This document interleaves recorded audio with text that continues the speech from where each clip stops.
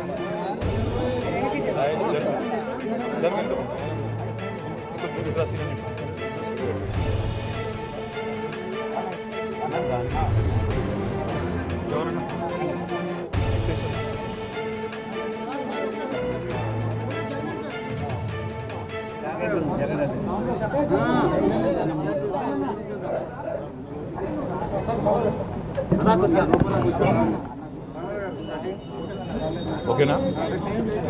రెడీయా? మీరు రెడీయా? 2001 ఏప్రిల్ 27 నాడు రాష్ట్రం మొత్తంలో ఆనాటి ఉమ్మడి ఆంధ్రప్రదేశ్లో ఒక శూన్యం లాంటి వాతావరణంలో తెలంగాణ రాష్ట్రం ఏర్పాటు జరగాలని, తెలంగాణ రాష్ట్ర ఏర్పాటు ప్రజాస్వామ్య ప్రక్రియ ద్వారానే జరిగి తీరుతుందని ఎన్నో ప్రతికూలతల మధ్యన ఆనాడు గౌరవ పెద్దలు మా పార్టీ వ్యవస్థాపక అధ్యక్షులు, తెలంగాణ తొలి ముఖ్యమంత్రి, తెలంగాణ సాధించిన దీశాలి కేసీఆర్ గారు ఆనాడు చిమ్మటి చీకట్లో ఒక చిన్న కాంతిరేఖలాగా తన ప్రస్థానాన్ని 2001 ఏప్రిల్ 27 నాడు జలదృశ్యంలో ప్రారంభించిన విషయం మనందరికీ కూడా తెలిసిందే.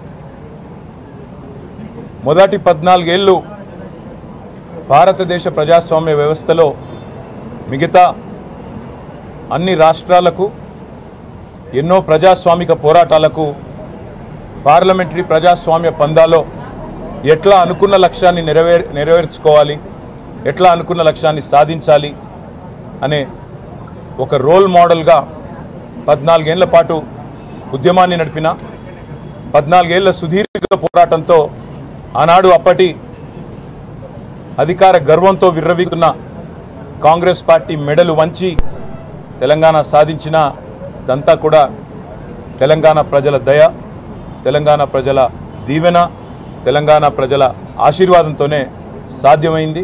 దానికి ఏమిచ్చినా ఎంత చేసినా మా పార్టీ పరంగా మేము రుణం తీర్చుకోలేము తెలంగాణ ప్రజలు.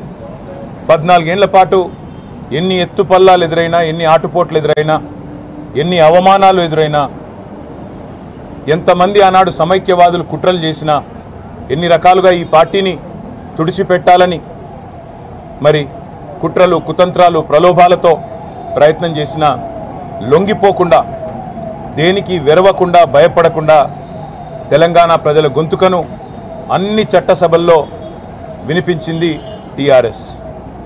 తర్వాత 2014లో రాష్ట్రాన్ని సాధించిన తర్వాత, అసాధ్యమనుకున్న స్వప్నాన్ని సుసాధ్యం చేసుకున్న తర్వాత పెద్దలు కేసీఆర్ గారు అయితేనే ఈ రాష్ట్రాన్ని సరైన పందాలో ముందుకు తీసుకుపోతారు అనే ఒక నమ్మకంతో, విశ్వాసంతో ప్రజలు మాకు 2014లో అవకాశం ఇచ్చినారు.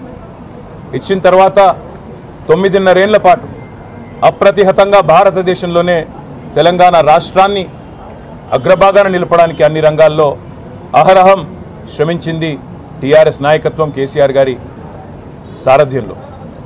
మరి ఈ 9.5 ఏళ్ల పరిపాలన అనంతరం కేవలం తెలంగాణ ప్రజల ఆకాంక్షలే కాదు, తెలంగాణ ప్రాంతంలోని, తెలంగాణ రాష్ట్రంలోని ఇక్కడి వనరులను సద్వినియోగం చేయడమే కాదు, ఇక్కడ ఉన్న సమస్యల పరిష్కారమే కాదు, భారతదేశానికే మన రాష్ట్రం ఒక రోల్ మోడల్గా, ఒక దిక్సూచిగా మారిన నేపథ్యంలో జాతీయ స్థాయిలో కూడా మన ఆలోచన విధానాన్ని తీసుకెళ్లాలన్న ఉద్దేశంతో టీఆర్ఎస్ పార్టీని భారత రాష్ట్ర సమితిగా మనం జాతీయ పార్టీగా రూపాంతరం చెంది ముందుకు పోవాలన్న ఒక నిర్ణయం పెద్దలు కేసీఆర్ గారు తీసుకున్నారు. దానికి అనుగుణంగా మహారాష్ట్రలో ఇంకా ఇతర రాష్ట్రాల్లో కూడా కొంత కార్యాచరణ కూడా ప్రారంభించినాం. బ్రహ్మాండమైన స్పందన కూడా వచ్చింది. కానీ దురదృష్టం 2023 డిసెంబర్లో జరిగిన తెలంగాణ ఎన్నికల్లో మనకి అనుకున్న ఫలితాలు రాకపోవడం వల్ల అనుకున్నంత వేగంగా ముందుకు పోవడం లేదు. కానీ నాకైతే సంపూర్ణమైన విశ్వాసం ఉంది. కేసీఆర్ గారు ఏ పని తలపెట్టినా, ఏ కార్యాన్ని తీసుకున్నా చివరిదాకా తీసుకెళ్లే నాయకుడు, చివరిదాకా ఆ లక్ష్యం సఫలమయ్యేదాకా ముందుకు పోయే నాయకుడు కేసీఆర్ గారు. గత 23-24 ఏళ్లలో కులము మతము అనే రాజకీయం చేయకుండా ప్రజలను ఏకీకృతం చేసి వారి సమస్యల పట్ల పోరాడుతూ డాక్టర్ బాబాసాహెబ్ బిఆర్ అంబేద్కర్ చెప్పినట్టు బోధించు, సమీకరించు, పోరాడు అనే అంబేద్కర్ తత్వాన్ని పూర్తి స్థాయిలో జీర్ణించుకుని పూర్తి స్థాయిలో అదే బాటలో ఆచరిస్తూ నడుస్తున్న పార్టీ భారత రాష్ట్ర సమితి. ఒక ప్రజాస్వామిక పందాలో లక్షల సంఖ్యలో ఎక్కడికక్కడ ప్రజల్ని సమీకరిస్తూ వారికి ఏ సమస్య వచ్చినా పోరాడుతూ ప్రజాస్వామ్యంలో ప్రజల యొక్క ఆలోచన విధానాన్ని ప్రతిబింబిస్తూ ముందుకు పోతూ ఉన్నాం. 24 సంవత్సరాల్లో ఈరోజు నిండుతున్న సందర్భంగా నేను మా గులాబీ సైనికులు, మా అన్నదమ్ములు, ఆడబిడ్డలు, ముఖ్యంగా మాకు అఖండమైన ప్రేమను, అపారమైన విశ్వాసాన్ని నింపిన తెలంగాణ ప్రజలకు శతదా సర్వదా పాదాభివందనం చేస్తూ వారికి రుణపడి ఉంటామని చెప్తూ మీ తరపున మీ గొంతుకై కొట్లాడుతూనే ఉంటాం. అప్పుడప్పుడు కింద పడవచ్చు, అప్పుడప్పుడు పైన ఉండవచ్చు. విజయాలకు పొంగిపోము, అపజయాలకు కుంగిపోము. ఎవరు ఎన్ని మాటలు చెప్పినా, ఎవరు ఎన్ని రకాలుగా మరి ఇవాళ మమ్మల్ని కించపరిచే ప్రయత్నం చేసినా ఒకటి వాస్తవం, తెలంగాణ కంటూ ఒక గొంతు ఉండడం అనేది తప్పకుండా అవసరం.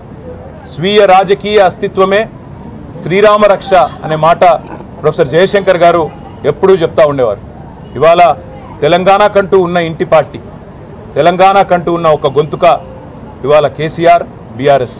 మరి అట్లాంటి బీఆర్ఎస్కి 24 ఏళ్లలో మీకు ఇచ్చిన ఆదరణకు ధన్యవాదాలు. మా కార్యకర్తలు వేలాది మంది, లక్షలాది మంది ఎన్నో త్యాగాలు చేసి అటుకులు తిన్నరో లేదా కొన్ని ఉద్యమ సందర్భాల్లో అయితే కడుపు మాడుతూ, కడుపు కాల్చుకుంటూ కూడా ఈ పార్టీ కోసం, తెలంగాణ ప్రజల కోసం, తెలంగాణ ఆకాంక్ష కోసం పోరాడిన లక్షలాది మంది మా గులాబీ దండుకు, అదేవిధంగా ప్రాణాలు అర్పించి తెలంగాణ సాధించిన అమరవీరులకు, వందలాది మంది బిడ్డలు ఈరోజు వారి తల్లిదండ్రులందరూ మన మధ్యన ఉన్నారు.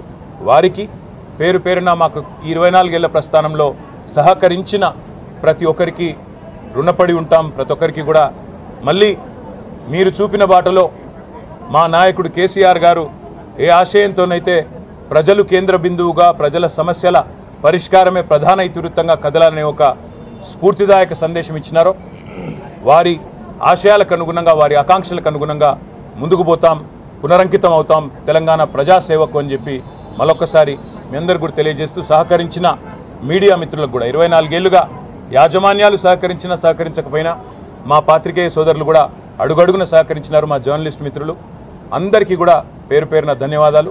భవిష్యత్తులో మరింత ఉజ్వలంగా మరి 24 ఏళ్ల స్ఫూర్తితో ముందుకు పోతామని చెప్పి కూడా తెలియజేసుకుంటూ మీ అందరికీ ధన్యవాదాలు. నమస్కారం. జై తెలంగాణ. జోహార్ తెలంగాణ.